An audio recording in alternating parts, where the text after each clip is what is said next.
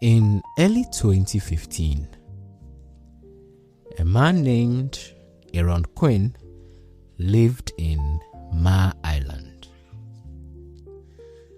Please pardon me if my pronunciation of certain words are incorrect.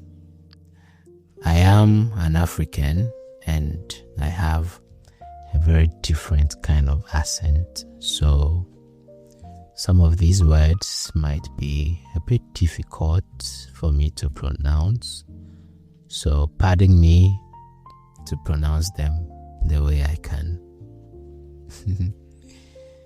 Now, Ma Island was a place where they built and fixed navy ships, but later on it was changed into a very quiet, peaceful neighborhood for people to live in. Now, Aaron had just gone through a breakup with his fiancée, Andrea Roberts. They used to live together in Ma Island for years, and now things had to end. But there was a problem with this breakup. What was that problem? Both Aaron and Andrea worked as physical therapists in the same department at the same local clinic. Just imagine that. You break up with someone you've lived with for years, but you still have to see them every single day at work. Aaron would start looking at Andrea in a different way. She looked more beautiful to him, more attractive, and it hurt his heart that he broke up with her. It was just too much for him to carry. So to move on, he started dating another lady from the same clinic. Her name is Denise Huskins, and she was also a physical therapist. Their love moved very fast, and by March 2015, Denise had officially moved into Aaron's house on Ma Island. But you see, while Aaron and Denise were starting their life, something very strange was happening right down the street. There was this weird man named Matthew Muller living in the same neighborhood. Now, on paper, this Muller man was a big shot. Okay. He had been in the US Marine for about 4 years, and he even went to Harvard Law School and was working as a professional lawyer in San Francisco. But things started falling apart for him. He lost his job, and the authorities took away his license to practice law because he would take his clients' money and refuse to give it back.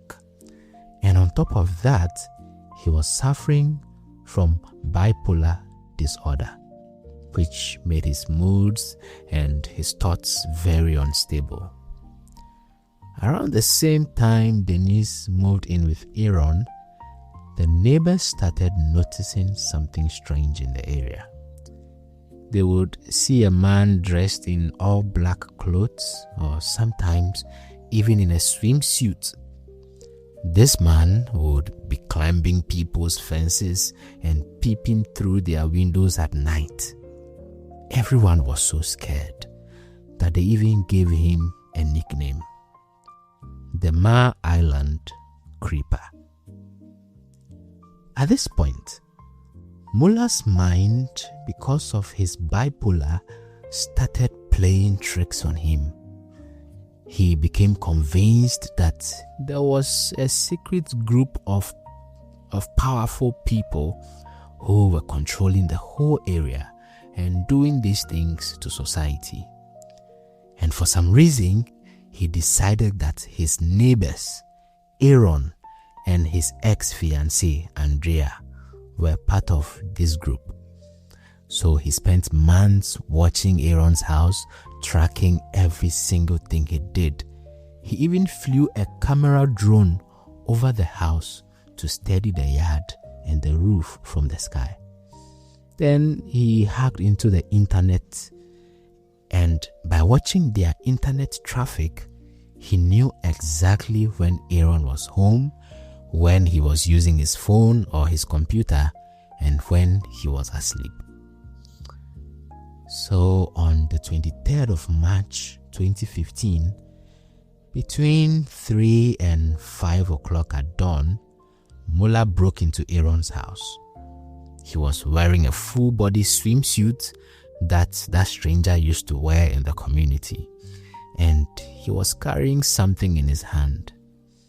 And I'm telling you, if he pointed what he was holding in his hand at you in the dark, you would run for your life, because it looked like a real gun.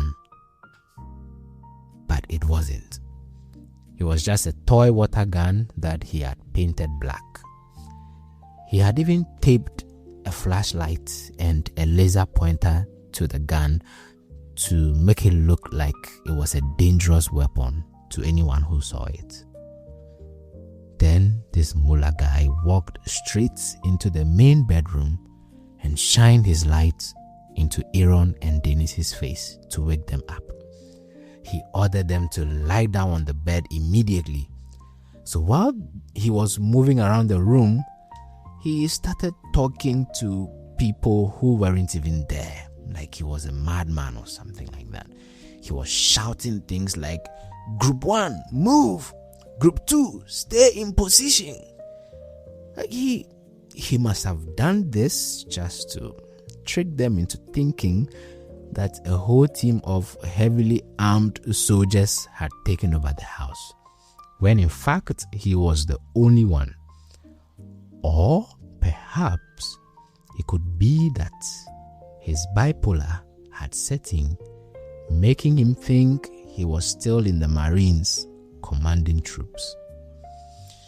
Whatever the case may be, he threw some zip ties onto the bed and told Denise to tie Aaron's hands behind his back. And once that was done, Muller himself stepped forward and tied Denise's hands too. He took some swimming goggles that he had completely covered with black duct tape and put them over their eyes so they couldn't see a thing. After that, he forced them to drink a mixture of very strong sleep medicine. As the drugs started making them feel heavy and tired, Muller turned on a small speaker. When he turned it on, a robotic computer-generated sounding voice started playing. The voice told them that they were a professional group that collected debts, and it warned them that if they tried to scream or fight back, they would get electric shocks, or he would cut their faces with a blade.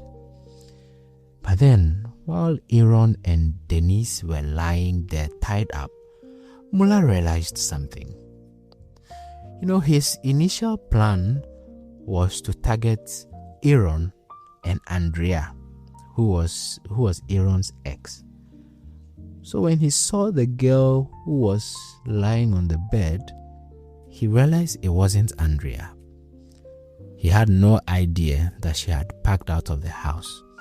So he told them straight that he had actually come to the house to find Aaron's ex-girlfriend. But since she wasn't around, Denise would do. Even though he had the wrong woman in the room, he never explained why he was looking for Andrea or what she had done to him. Muller then pulled Aaron out of the bed and walked him into the living room, leaving Denise all by herself, tied up and blindfolded. In the living room, Muller started asking Aaron questions like he was a prisoner. He demanded all his bank account details and even the Wi-Fi password. He made Aaron sit on the couch and he took some red tape to mark a square on the floor. And he told Aaron, "This is your boundary." He even set up a camera on a tripod to point directly at him.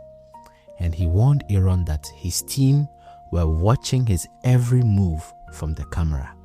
And if he dared to cross that red tape or try to call the police, he would kill Denise.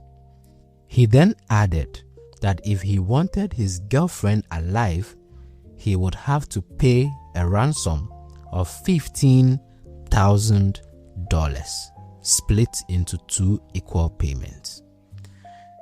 Before he left the house, Muller grabbed Aaron's car keys, his laptop, and his mobile phone. Then he left Aaron sitting there alone on the couch, struggling to stay awake because the sedative was knocking him out. Then Muller went back into the bedroom. He grabbed Denise and dragged her out of the house. He locked her inside the trunk of Aaron's own car and drove out of the neighborhood to another spot far away. And that's where he opened the trunk and moved Denise into the back of a different car that had been stolen. It was a Ford Mustang. Muller drove her about 100 miles away to a small cabin that belonged to his mother in South Lake Tahoe.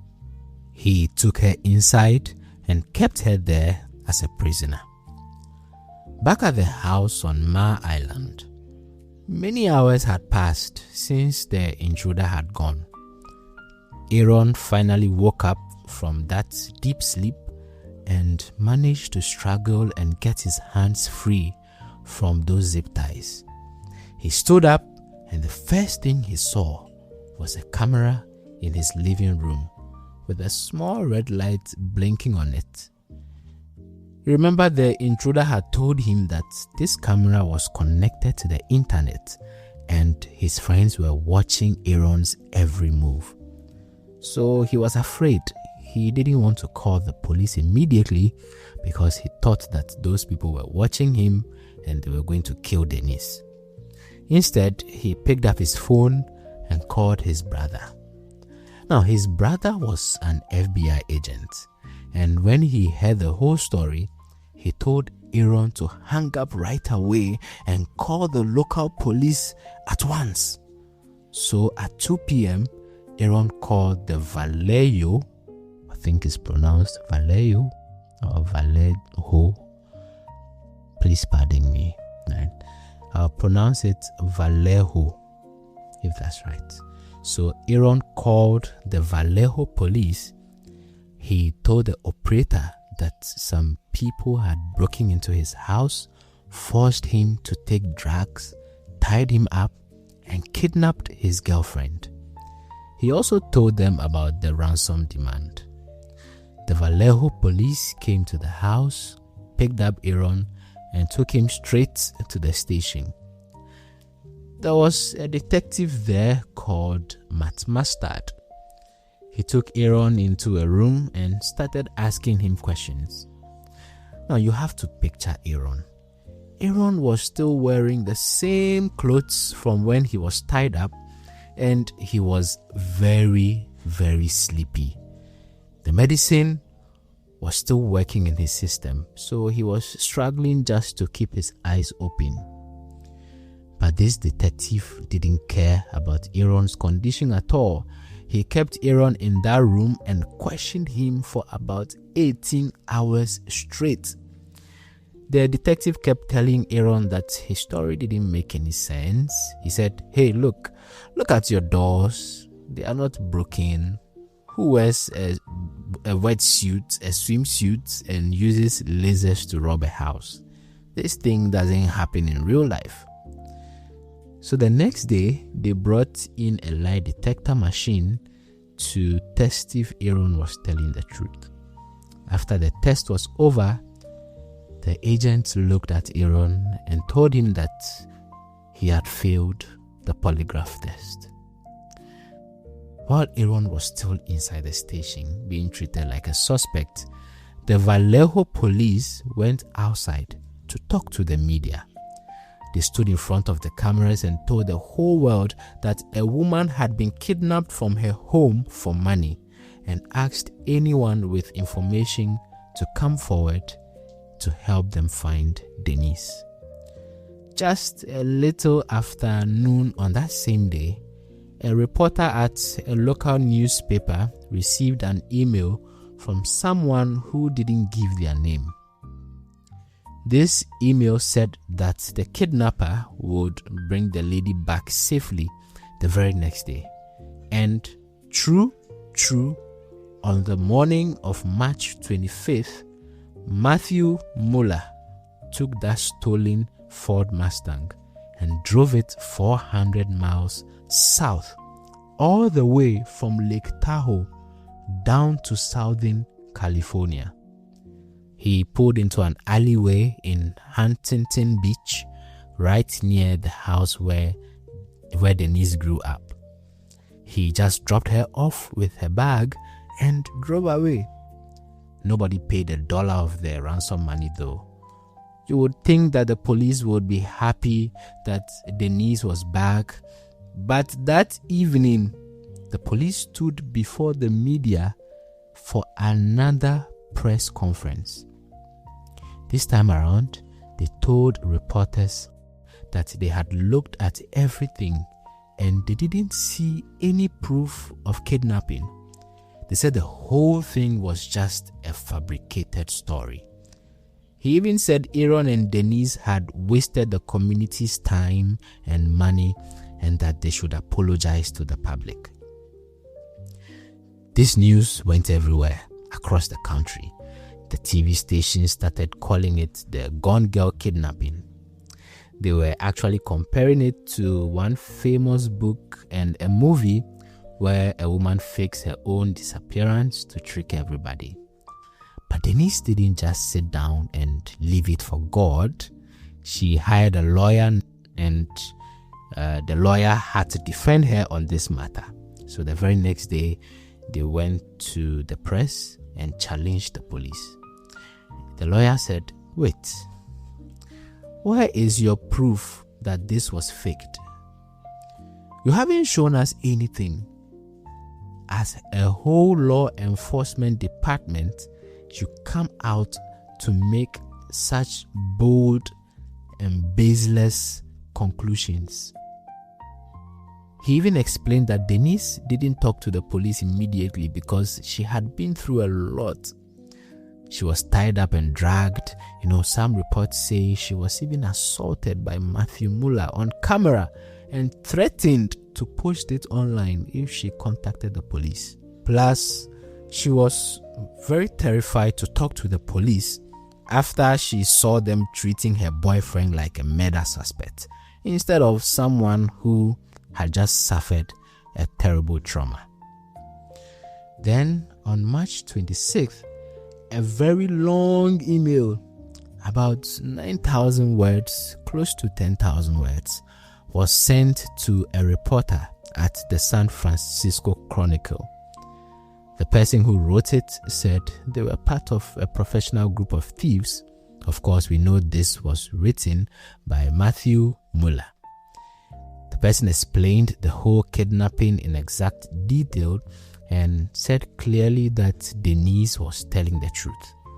They said the whole operation went completely wrong and that she wasn't the actual target, and they felt bad for the trouble they caused.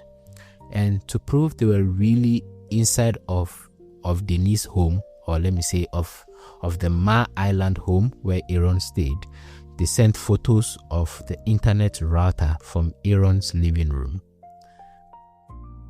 More emails followed on the 28th, on the 30th, and on the 31st of March. One of those emails went straight to the police, telling them that they must apologize to Denise for calling her suffering a hoax. Another one went to the police again and the media that if they kept calling the victims liars, they would be responsible for any bad thing that will happen in the future. But the Vallejo Police Department, they just ignored all those messages. They refused to change their mind or admit that they might be wrong. So for months, the police kept telling everyone that Aaron and Denise were liars. This brought so much shame to the couple. But things took a very different turn on the 5th of June. Matthew Muller was very pissed. He was very angry that his carefully planned kidnapping was called a fabricated story. So he decided to strike again.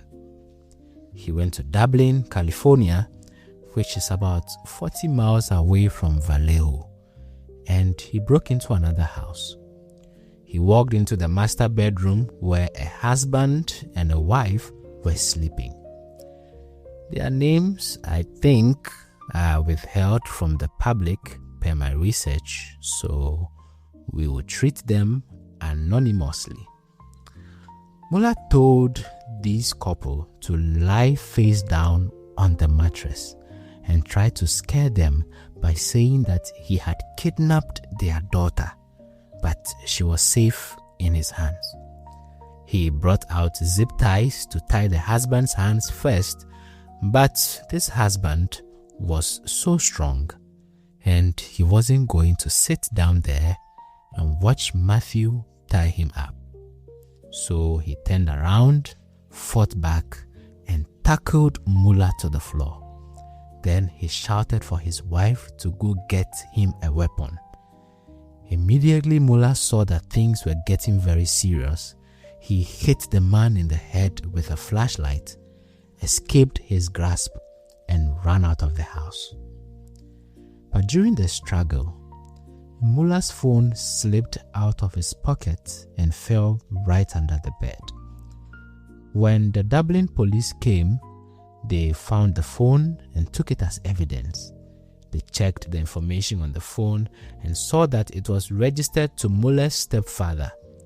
When they talked to the stepfather, he gave them Matthew Muller's name. When they heard that name, the detectives started searching through the police files and they found something very interesting. So back in 2009, another police department had listed this same Muller as a suspect in 2 home invasions in Palo Alto and Mountain View that were never solved.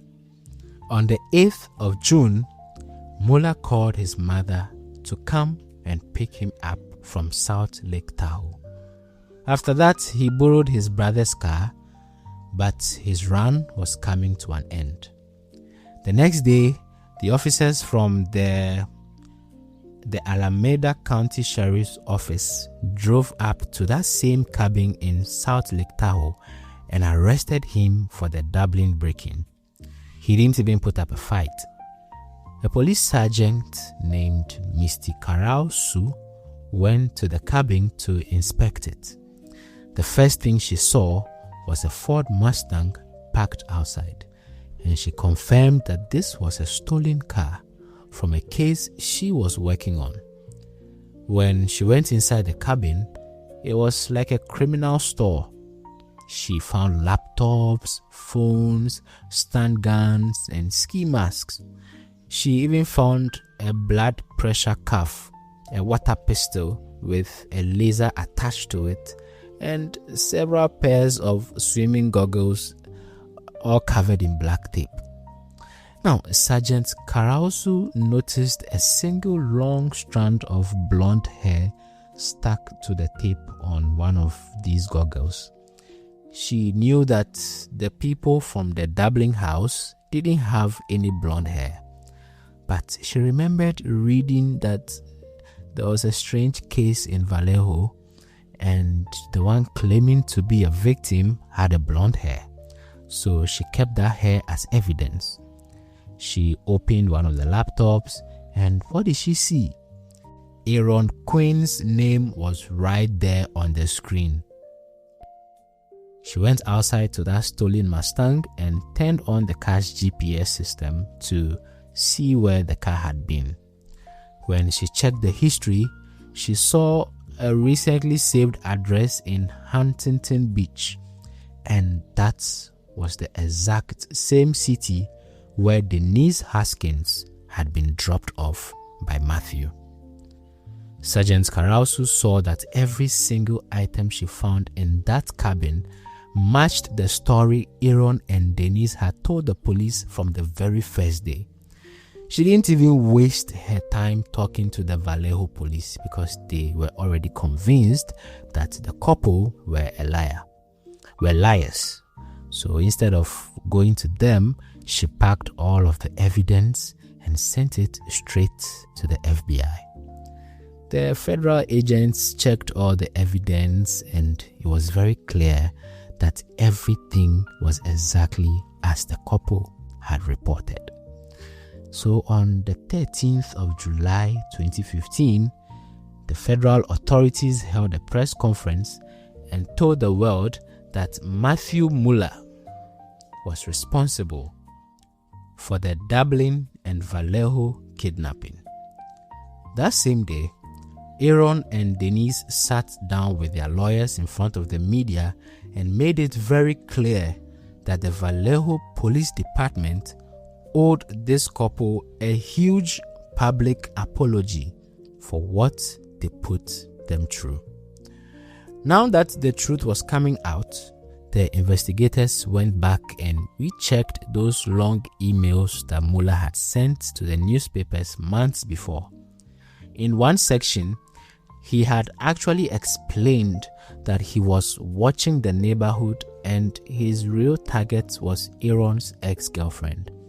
He wrote that he had simply walked into the wrong house and took Denise by mistake. The police had ignored all that detail before, thinking it was part of the fake story. But now the agents realized that was the real reason why Denise was kidnapped. So by October 2015, Matthew Muller was officially charged with kidnapping. And about a year later, he agreed to plead guilty. He did this because he didn't want to spend the rest of his life in prison. He agreed to a deal where he would serve only 40 years in prison. But Aaron and Denise were not going to let the police get away with what they did. They filed a lawsuit against the whole city of Vallejo and the police department for tarnishing their names and for keeping them under suspicion when they were actually the victims.